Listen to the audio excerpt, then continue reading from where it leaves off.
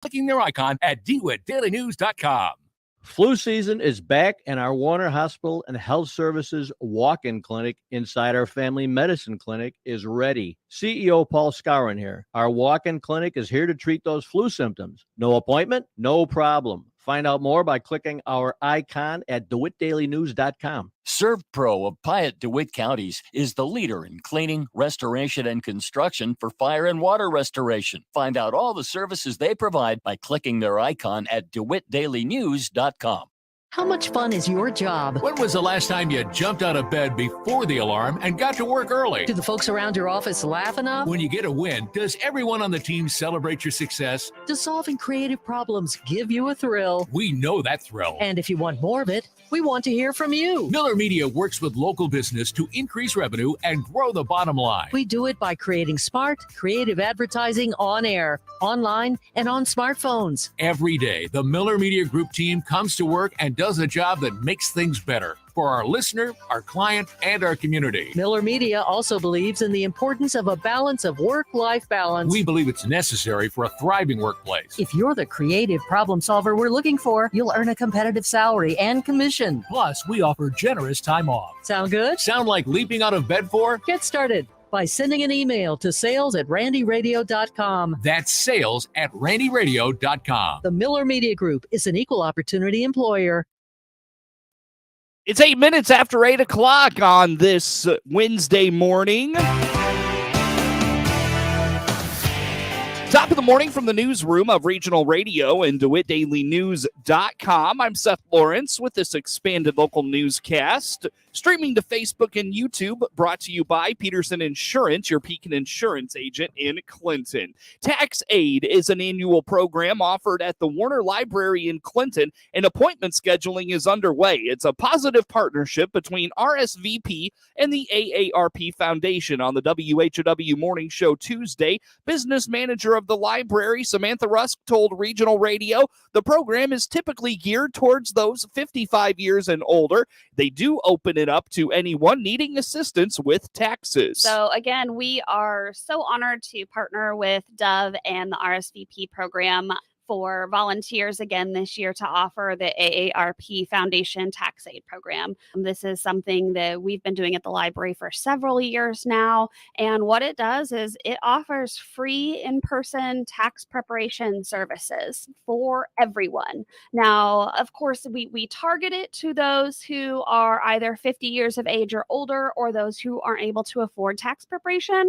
But there are no questions asked, and we really welcome everybody to come in. If you're not comfortable with doing that and need some help, this is the perfect program for you.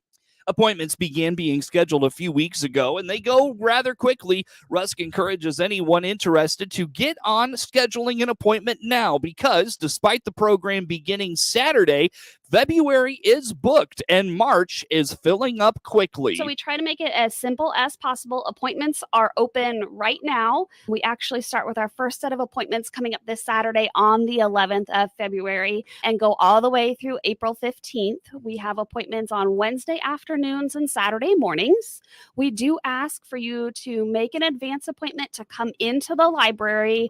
At that time, what we'll do is find an appointment time that works well for you and give you all of the paperwork that you need so you can prep everything at home. So that way your appointment is as quick and efficient as possible when you get here on your appointment day. Sure. So there will be a list of the Social Security card and all of the forms that you need to bring with you. And then there's a simple form that you fill out and give to the tax preparer. And other than that, it's a really simple and quick process. Now, of course, these are for just regular filing of taxes. So we don't do businesses or things like that, but individual or, of course, joint tax returns, we can do those. New this year, appointments can only be made in person. However, Rusk notes if you cannot make it to the library, you can send someone on your behalf. The Warner Library is located at 310 North Quincy Street in Clinton. It's open from 9 a.m. to 7 p.m. Monday through Friday and 9 a.m. to 1 p.m. on Saturday. The DeWitt County Development Council is looking to identify areas of focus within the DeWitt County Comprehensive Plan. DCDC Executive Director Kurt Holman indicates as they outline their plans for 2023, they're taking a deep dive into the county's comprehensive plan to find out how they can help move the county along and make it more attractive. We actually do follow, and we've been diving into it here, especially recently, because we are working on we're always working on planning, but beginning of the year is always a great time to do that. End of the year, beginning of the year. So we've hopped right into the comprehensive plan again to review it on our end and to help set our goals. But in general, what's in there is really the county's approach and efforts to how the county moves forward, specifically in many cases with economic development. Right. So DCDC is listed several times in there as a partner for the county, along with municipalities, other organizations as well. But we focus on how we move the county forward. Yeah. So a lot of it is highlighting the county's assets. That's listed in there, and those could be business assets, those could be community assets, parks, lakes, those types of things. Housing needs, that's certainly in there, and the overall structure of the county and how it's attractive to residents, businesses, those types of things. According to Holman, there are several pillars to the comprehensive plan for the county. He feels DCDC plays a role in several of the pillars laid out in that plan. So the comprehensive plan actually lists out multiple goals, and I think there are 8 or 9 total goals. Really, about half of those would be impacted by economic development / DCDC, in our group. Mm-hmm. And in each of those goals, then there are several tasks. So, for example, I'll just throw out goal number 1 is the character identity of the county. Basically, recognize, celebrate, and market DeWitt County's rural character while promoting appropriate progress and growth. And within that, there are, a couple of different tasks. So develop a marketing campaign, develop a branding campaign, and DCDC fits under both of those categories to help accomplish those things. Goal number 2, economic development, support new commercial and industrial development. Okay, so DCDC plays a big role in those areas. So we actually highlight, each month, each quarter, on a consistent basis. Here's how we're accomplishing this task. Here's how we're accomplishing this task. Yeah. So we're honored that the county has put us in a position to be, in some cases, a lead in many of these cases, and other times a partner in many of those cases. Yeah. But it's a big task and an important role that we take on, and we're glad to do it. Illinois has seen a population loss over the last several years. Holman says while that is unfortunate, some things can be done to support communities and continue to make them appealing. So the population trend in the last census is the population has declined in I believe 80 out of the 102 counties in the state of Illinois. And again, some of that is on a exodus out of the state of Illinois. But the reality of it is we have to be proactive, and starting now to help our population 4 and 5 years down the road is really the game plan. So will all of those shifts change? I suspect some of them will. We're all, not everyone's going to leave the state, obviously. We need to compete for that. Older housing, some of it gets dilapidated, needs to go away anyway. Right. So it's just kind of a refurbish on some of those things. So, yeah. What do you do with the population decline? One of the big recommendations from the Illinois Rural Health Institute is to support entrepreneurship, support organizations like DCDC, and that promote entrepreneurship and promote new business into your community. Another interesting piece of information is supporting local food co-ops as a way to improve a community. Holman indicates that is something they began exploring last year, specifically for Farmer City, as it lacks a true grocery store option. New legislation would create a state child tax credit. The credit would take the place of the federal version that expired last year, providing $700 per child under the age of 17. Senator Mike Simmons of Chicago says it's a fundamental way to help struggling families. This is bold public policy. It puts Illinois ahead of the curve. And if we pass this child tax credit, we know that this will be the most generous child tax credit that has been passed to date. And I believe we will only be the 4th state to do so.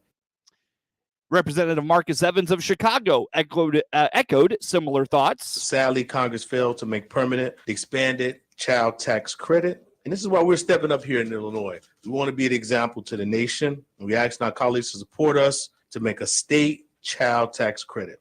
Under the bill, parents earning less than $75,000 jointly would be eligible for the credit. Single filers must make less than $50,000 a year. Coverage of the morning show streams to Facebook and YouTube. It's brought to you by Peterson Insurance, your Pekin insurance agent in Clinton. Stay with us for a look at local sports on the way. A lot of high school basketball to get to on this Wednesday morning. Clinton rolls Warrensburg-Latham in Central Illinois Conference high school boys basketball action. Monticello and Maroa-Forsyth fell in league play in their respective leagues in Central Illinois. Also, Monticello High School girls fall on senior night at Monticello High School. Those stories and more next in sports. 7 years. That's how long Love It Once More thrift store in Clinton has been open. And to celebrate this month, we have all clothing and shoes 20% off. This is Connie inviting you to come find your treasure. Look for us on Facebook or doitdailynews.com. This is Ryan Utterback with Utterback Real Estate. I'm ready for a jump start. Man, I forgot my jumper cables. No, I'm ready to help clients jump on a new home. But what if they fall off? And that's why you're the other Ryan. You can jump on the new year by clicking the Utterback Real Estate icon at DeWittDailyNews.com. This is Noah Atkinson, owner of Lincoln Printers and Sign Designs in Lincoln. Our communities thrive thanks to small businesses. That's why I'm pleased to be the exclusive sponsor of the WHOW WEZC Lincoln Printers Business of the Month. The Flower Corner and Country Churchcraft Mall on West Route 54 in Clinton includes a full-service florist specializing in designs for any occasion. Plus, the Craft Mall featuring crafts, candles, quilts, pictures, wooden signs, and furniture. They'll receive a $200 gift certificate good at Lincoln Printers and Sign Designs for being our WHOW WEZC Lincoln Printers Business of the Month. Nominate a business you'd like featured by emailing us at whow@randyradio.com. Lincoln Printers and Sign Designs salute this local business for helping make the community grow. And when it comes to envelopes, wedding invitations, signs, banners, vinyl wraps, and more, find us online at lincolnprintersinc.com. Life is uncertain. Stop in and see me, State Farm Agent Jason France, on the west side of the Clinton Square, or click our icon at DeWittDailyNews.com and see how our full lineup of State Farm insurance and financial services can help protect your family. Local farm broadcaster Jared White covers the local agriculture news you need to know. Hear his reports by downloading the free WHOW mobile app.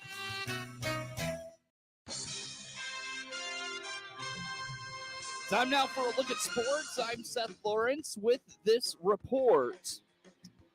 In a game heard here on WHOW Tuesday night, the Clinton Maroons dominated Warrensburg-Latham 59-29 in Central Illinois Conference high school boys basketball action from Clinton High School. The Maroons jumped ahead early and never trailed in what was the first conference matchup between Clinton coach Vic Binkley and his former team. The two teams have met earlier this season in a non-conference game that saw Clinton edge the Cardinals by 2, but the rematch was not nearly as competitive. Clinton led 15-6 after the first and built the lead to 16 by the half. The Maroons blew the game open for good in the third, outscoring Warrensburg 24-8 in that quarter alone. The Maroons had 4 players score in double figures in the win. Dawson Graves and Brooks Kluver led the way with 14 points apiece. Mason and Colton Walker each added 11. Colton Walker was the Surf Pro of Piatt-DeWitt County Player of the Game. Sophomore Braden Hickey led Warrensburg with 12 points. The Cardinals fall to 13-15 overall and 1-4 in the CIC. They'll host Shelbyville Friday night. Clinton moves to 22-6 overall and 4-1 in conference play. The Maroons travel to Central A&M Friday night. The next Clinton High School sports broadcast comes your way Thursday when the Lady Maroons host Decatur St. Teresa for senior night. Varsity action tips at 7:30 p.m. on all WHOW platforms. In a game heard on 95.9 FM WEZC and online at DeWittDailyNews.com, Riley Weber scored 14 of his team-high 23 points in the fourth quarter to lead Pontiac past Monticello 73-61 in Illini Prairie Conference high school boys basketball action from the Seaver Center at Monticello High School Tuesday night. 4 players scored in double figures as the Indians held off the pesky Sages on senior night for the winter sports programs. Cheerleading, boys basketball, and girls basketball senior players were recognized between a varsity double dip that saw the girls fall to Williamsville before the boys varsity game. Pontiac's balanced scoring was too much for Monticello, who stayed with one of the Illini Prairie Conference's favorites throughout the game. The Sages even led 36-33 at the intermission. Trey Welter scored 16 of his game-high 28 points in the first half, and Monticello used physicality to out-rebound the much longer and taller Indians, 17-12. But in the second half, Pontiac upped the defensive intensity and was much more crisp on offense after senior Will Ross hit a 3 to open the second half for the Sages. Michael Kuska hit back-to-back corner threes to tie the game at 39. With the score tied at 45, Henry Brummel got free in transition off a turnover and put Pontiac ahead for good, 47-45. Raiden Colbert scored 12 for Monticello, while Ross finished with 9 points and 7 rebounds. Kuska finished with 15 for Pontiac. Kerr Bauman scored 14 points, and Brummel added 13 for the Indians. Pontiac out-rebounded Monticello 17-8 in the second half. The Indians finished shooting 51% from the floor and went 17 for 19 at the foul line. Pontiac had 12 assists on its 23 field goals and only had 7 turnovers for the game. The Sages also turned the ball over just 7 times with 11 assists on its 23 field goals. Monticello shot 41% from the floor and finished just 4 for 4 from the foul line. The Sages shot an uncharacteristic 25 three-pointers, making 11. 6 came off the hand of Welter, who was the serve pro of Piatt-DeWitt County Player of the Game. Colbert made 4 threes for Monticello. The Indians remain in the thick of the battle for the regular season Illini Prairie Conference title, going to 6-1 in league action and 20-6 overall. Monticello drops its 4th in 5 games, falling to 14-11 and moving to 3-4 in the Illini Prairie.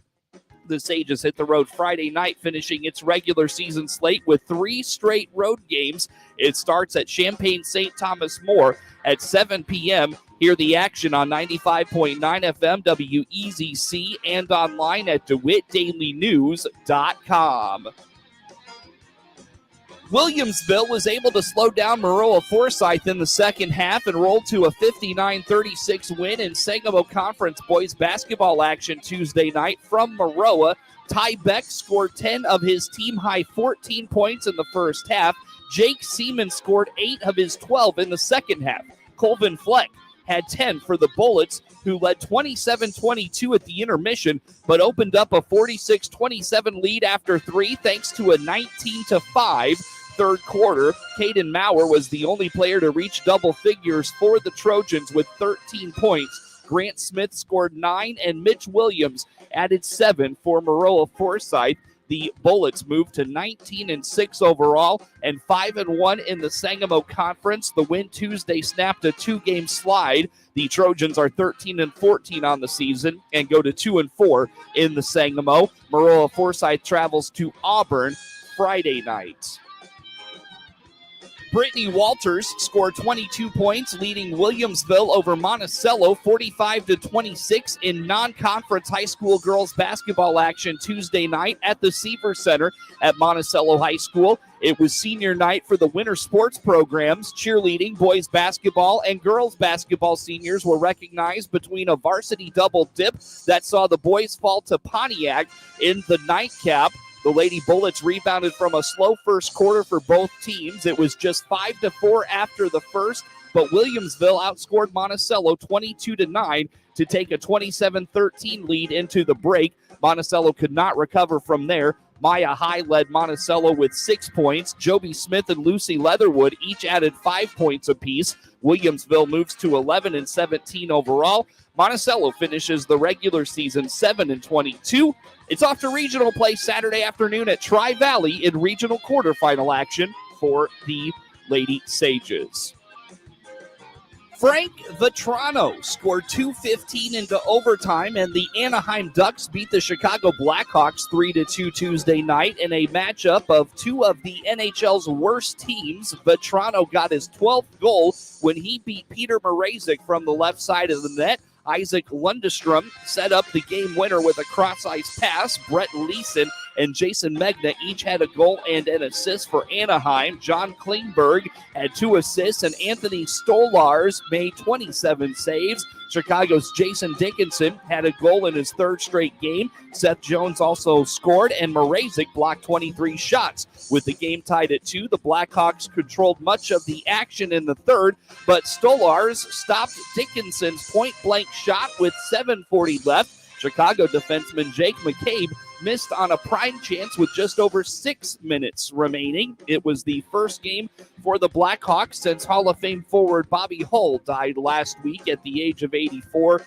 The organization paid tribute to Hull with a pregame moment of silence and a video of his career highlights. Blackhawks captain Jonathan Taves missed the game with a non-COVID illness. Blackhawks centerman Tyler Johnson returned after missing 3 games with a left ankle. Chicago defenseman Jared Tenorti had been out since December 18th with a broken jaw and was activated off injured reserve. He could play this weekend. The Blackhawks host Arizona on Friday. Get sports anytime from your computer or mobile device at DeWittDailyNews.com.